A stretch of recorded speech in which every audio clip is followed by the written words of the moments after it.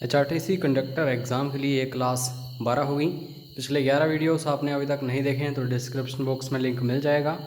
इन videos के माध्यम से आप खुद को चेक कर सकते हैं कि आप कहां स्टैंड करते हैं, जो भी तैयारी आपने की है उसमें से आपको कितने क्वेश्चंस आ रही हैं एंड सो ऑन। बाकी जो भी आपके डाउट्स हों, क्वेरीज हों, क्वेश्चंस हों, कोई फीडबैक हो, यू कैन व्हाट्सएप अस। तो पहला क्वेश्चन है दोस्तों, HP GK से शुरुआत कर रहा हूँ। लॉर्ड एल्गिन का मकबरा, जिसे हम बोलते हैं दोस्तों टॉम्ब, ये हिमाचल प्रदेश में कहाँ स्थित है? तो बिल्कुल सही आंसर है इसका धर्मशाला।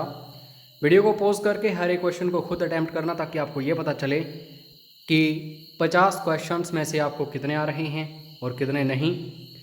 उसके बाद नेक्स्ट क्वेश्चन दोस्तों, नालदेहरा गोल्फ कोर्स जो है ये शिमला में है। सीधा क्वेश्चन यही आता है कि नालदेहरा गोल्फ कोर्स किस ज़िले में है। तो याद रखना, क्वेश्चंस का लेवल थोड़ा सा हाई रखता हूँ ताकि एक क्वेश्चन के साथ 2 या 3 अदर क्वेश्चंस कवर हो जाएं। सो अगर हम 50 क्वेश्चंस डिस्कस करें तो ऑटोमेटिकली ये 100 से ऊपर हम क्वेश्चंस डिस्कस कर लेते हैं 15 मिनट्स में। तो इससे बढ़िया तैयारी कुछ और हो ही नहीं सकती। तो 1903 में नालदेहरा गोल्फ कोर्स जो है इसकी स्थापना किसने की थी? व्यक्ति का नाम आपको पता होना चाहिए। तो 1903 की बात करूं तो आपको याद रखना है लॉर्ड कर्जन उस समय क्या था? वाइसरॉय था। इसी ने क्या किया था? 1903 में कालका शिमला रेलवे ट्रैक जो है उसकी स्थापना की थी एंड सो ऑन। तो क्वेश्चन यहाँ से बनता है। उसके बाद नेक्स्ट क्वेश्चन, हिमाचल प्रदेश की सबसे पुरानी हाइड्रो इलेक्ट्रिक परियोजना कौन सी है? नॉर्मल पावर हाउस की बात हो तो भूरी सिंह पावर हाउस है चंबा में 1910 के आसपास। लेकिन हाइड्रो इलेक्ट्रिक परियोजना जो है ये पूछी गई है तो ऑब्वियसली आपको याद रखना है शानन, जो कि जोगिंद्रनगर मंडी में है। उसके बाद नेक्स्ट क्वेश्चन, मुख्य आयुक्त के शासन के दौरान सचिवालय को कहा जाता था। आज इसे सचिवालय बोला जाता है, लेकिन 1948 का जब समय था, मुख्य आयुक्त का भाग था हिमाचल प्रदेश, तो सचिवालय जो है सेक्रेटरीट जो था उसको दोस्तों हिमाचल धाम के नाम से जाना जाता था। इसको भी याद रखना। हिमाचल प्रदेश के किसी भी एग्ज़ाम की अपकमिंग आप तैयारी कर रहे हो तो भी ये वीडियोस आपके काम आएंगी, क्योंकि इनका लेवल मैंने नॉर्मल रखा है, यानी कि ना बिल्कुल लो लेवल क्वेश्चंस हैं ना बिल्कुल हाई। निम्नलिखित में से कौन सी नदी 1200 किलोमीटर लंबी है ओवरऑल, और हिमाचल प्रदेश में सिर्फ 122 किलोमीटर ये बहती है? तो यही ट्रिक है इस क्वेश्चन को जानने का। नदी की जो जल ग्रहण क्षमता है 61,000 वर्ग किलोमीटर है, तो 7500 वर्ग किलोमीटर हिमाचल प्रदेश में है। सिर्फ आपको यही याद रखना था 122 किलोमीटर। ये कौन सी नदी है हिमाचल प्रदेश में? तो ये चिनाब नदी है, ठीक है। उसके बाद 2011 की जनगणना, ये भी इम्पोर्टेंट है। तो दोस्तों ये जो 2011 की जनगणना थी, इसके अकॉर्डिंग हिमाचल प्रदेश की जनसंख्या भारत की जनसंख्या का कितना प्रतिशत है?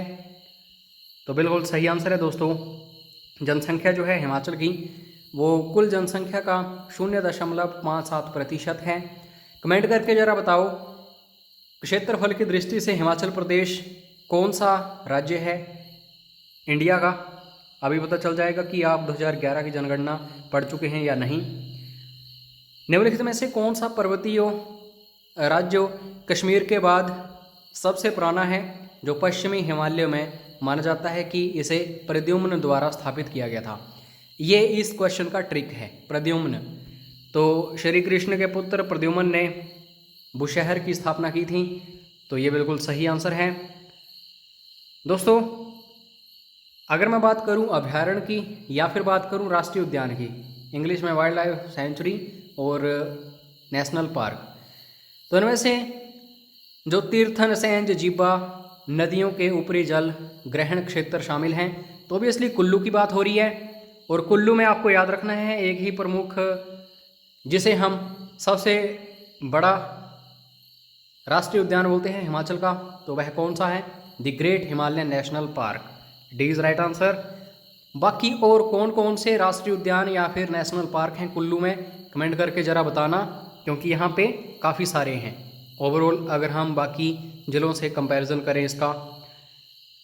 दोस्तों मोनार हो गए, तीतर हो गए, ये पक्षी होते हैं, आप सभी को पता होना चाहिए।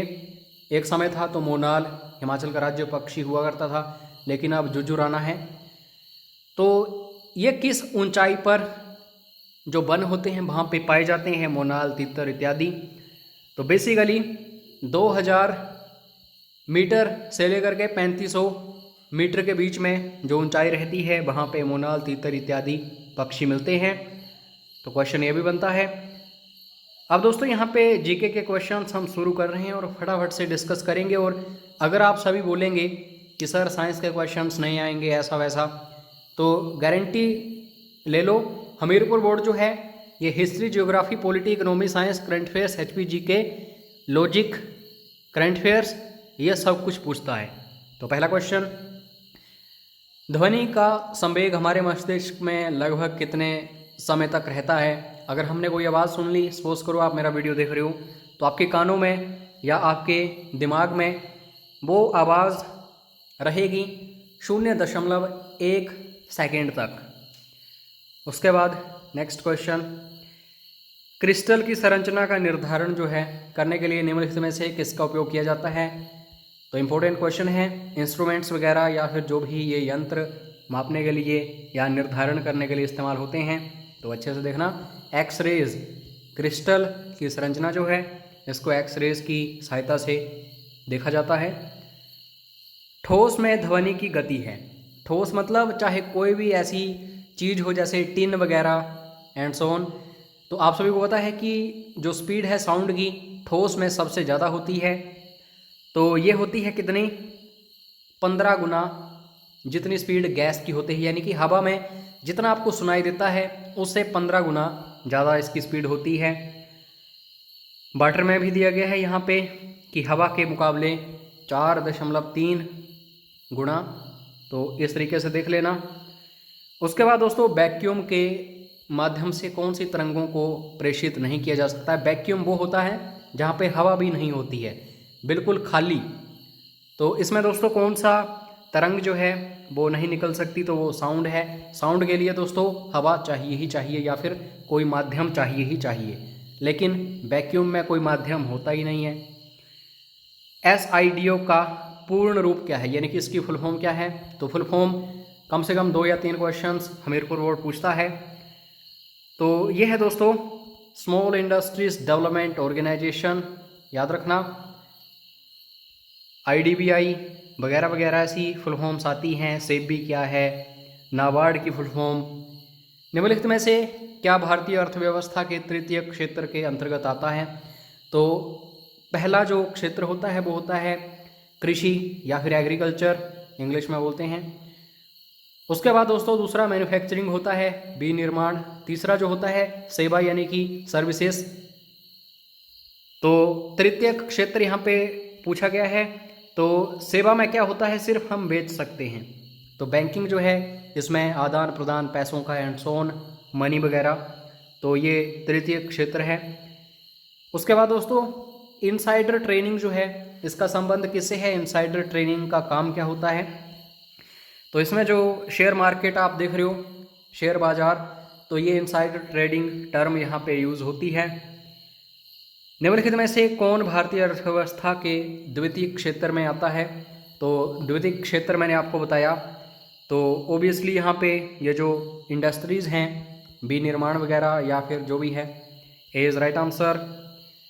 डैश में परिवर्तन के कारण मार्बल का निर्माण होता है। दोस्तों जो रूपांतरित चट्टानें हैं जैसे मार्बल वगैरह, ओबियसली ये किसी आग्नेय चट्टान वगैरह से बनी होती है। तो मार्बल जो है ये बनता है दोस्तों चूना पत्थर का। चूना पत्थर एक आप कह सकते हैं आग्नेय चट्टान वगैरह है। तो इसको अच्छे से देखना, क्वेश्चन ये भी आता है हमीरपुर बोर्ड में। दोस्तों बैरन द्वीप जो है ये काफ़ी इंपॉर्टेंट है। क्यों? भारत का एकमात्र सक्रिय ज्वालामुखी ये है। तो क्वेश्चन ये बनता है बैरन द्वीप है कहाँ पे? तो ये इंडिया में नहीं है, हालांकि है तो ये इंडिया का ही हिस्सा, लेकिन एक द्वीप में है। तो ये है दोस्तों अंडमान जो आइलैंड है वहाँ पे। तो इसको देखना अच्छे से। उसके बाद ओजोन परत जो है इसमें रिक्तीकरण डैश के कारण होता है, यानी कि ये सपोज करो ओजोन परत है और इसमें अगर हम यहाँ से छेद वगैरह देखते हैं रिक्तीकरण हो रहा है तो किसके कारण हो रहा है? तो ये काफ़ी फेवरेट क्वेश्चन है एग्जामिनर्स का, क्लोरोफ्लोरोकार्बन्स। कोरोना वायरस के टाइम में जो ओजोन परत है काफ़ी स्ट्रॉन्ग हो चुकी है दोस्तों, क्योंकि काफ़ी समय तक इंडस्ट्रीज़ वगैरह या फिर ये सब कुछ देखने को नहीं मिला। जापान को उगते सूरज की भूमि कहा जाता है, ऐसा क्यों है? तो आप सभी को पता होना चाहिए, मैप जरूर देखिए आप, वर्ल्ड मैप वगैरह। तो ऐसा इसलिए होता है दोस्तों क्योंकि जापान जो है दुनिया का सबसे पूर्वी देश है। इस तरफ है तो ये एशिया में, लेकिन दोस्तों सबसे पूर्वी तरफ यही है। तो सूर्य पहली किरण यहीं पे डालता है। पृथ्वी अगर हम बात करें, हिमालय का डैश उदाहरण है। तो हिमालय जो है पर्वत है, आप सभी को पता है, लेकिन हैं कैसे ये पर्वत? तो ये बलित हैं, यानी कि यहाँ वाली भूमि जो है ये भी टकराई, ये वाली भी टकराई, और ये जो बीच वाली थी ये फिर इस तरह से ऊपर को मुड़ गई। ठीक है, तो यहाँ पे दोस्तों ए बिल्कुल सही आंसर है। निम्नलिखित में से कौन सी रिट अदालतों को निगम या उनके सार्वजनिक कर्तव्यों को पूरा करने के लिए निर्देशित करने वाले व्यक्ति को जारी की जाती है? तहसील में जाओ, अगर आपका काम तहसीलदार नायब तहसीलदार नहीं कर रहा है तो सीधी इस रिट को आप लगाओ अनुच्छेद 32 के तहत। तो ये कौन सी है दोस्तों? मैंडामस। ठीक है, उसके बाद विधान परिषद अधिकतम 10 डैश अवधि के लिए धन बिल के अधिनियम में देरी कर सकती है। तो दोस्तों ऐसे क्वेश्चंस तो एचपीएस में भी पूछे जा रहे हैं आजकल। अगर आपने ध्यान से देखा हो तो 14 दिनों के लिए ऐसा हो सकता है कि धन विधेयक को रोका जाए राज्यसभा में।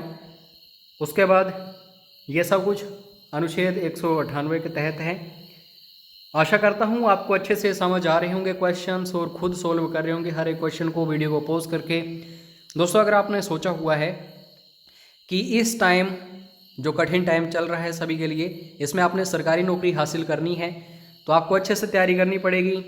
अगर कोई भी प्रॉब्लम आ रही है तो आप हमें व्हाट्सएप कर सकते हैं। अगर पता नहीं चल रहा है कि कैसे तैयारी करनी है एंड सो ऑन, तो आप हमारी टीम की सहायता ले सकते हैं। पेड क्रैश कोर्सेज ज्वाइन कर सकते हैं। इसमें आपको daily PDF, daily online mock test series, books PDFs, notes PDFs, previous year question papers, videos, phone call support etcetera सब कुछ मिलेगा। तो ज़रूर मैसेज करना। वह राज्य कौन सा है जिसके पास राज्यसभा में सबसे अधिक सीटों की संख्या है? तो ऑब्वियसली वही राज्य होगा जहाँ पे सबसे ज़्यादा जनसंख्या है। तो उत्तर प्रदेश बिल्कुल सही है। लोकसभा में भी यहाँ पे 80 सीटें हैं। दोस्तों संविधान में डैश से संबंधित पहला संशोधन 1951 में किया गया था। तो उस समय जिन्होंने संविधान बनाया था उनको ही संशोधन करना पड़ा था। तो ये आप सभी को पता होना चाहिए। कुछ राज्यों में कृषि सुधार जो हैं उनका संरक्षण करना इसका उद्देश्य था। 1951 में तभी ये संशोधन हुआ था। भारतीय संविधान के तहत कितनी आपातकालीन स्थितियों पर विचार किया गया है? तो कितने तरीक़ों से आपातकालीन हमें देखने को मिल सकता है? तो ये 3 हैं, अनुच्छेद 352, 356, 360 एंड सो ऑन। तो सब कुछ करवा चुका हूँ कई बार, और क्वेश्चंस यहीं से बनते हैं बार बार। सुप्रीम कोर्ट के न्यायाधीश तब तक कार्य करते हैं जब तक कि वे डैश उम्र तक नहीं पहुंच जाते। तो सुप्रीम कोर्ट यानी कि सेंट्रल गवर्नमेंट में 65 वर्ष ही रिटायरमेंट एज है ज़्यादातर डिपार्टमेंट्स में। जो बड़े बड़े पदाधिकारी होते हैं तो यहाँ पे 65 बिल्कुल सही आंसर है अकॉर्डिंग दिस क्वेश्चन। राष्ट्रपति को कार्यालयी शपथ किसके द्वारा दिलाई जाती है? शपथ हमेशा कौन दिलाएगा राष्ट्रपति को? तो ये होता है दोस्तों जो चीफ जस्टिस ऑफ इंडिया होता है, भारत के मुख्य न्यायाधीश। तो इसको भी याद रखना, अनुच्छेद ये 60 के तहत है। तो व्हाट्सएप करके आप इसकी पीडीएफ फाइल भी ले सकते हैं। आगे आपको हिंदी और इंग्लिश के क्वेश्चंस देखने को मिलेंगे। तो ये सब कुछ आपको पीडीएफ फाइल से पढ़ने हैं, क्योंकि वीडियो लंबा हो जाएगा, फिर अपलोड करने में प्रॉब्लम आती है, आपका भी इंटरेस्ट नहीं बनेगा अच्छे से। और हिंदी इंग्लिश के कम से कम 15-20 क्वेश्चंस आएंगे। ठीक है, और बाकी पेड क्रैश कोर्सेज की जानकारी भी आप व्हाट्सएप पर ले सकते हैं। फीस अभी तक कम ही है। तो अपना कीमती समय देने के लिए धन्यवाद। जय हिंद, जय हिमाचल।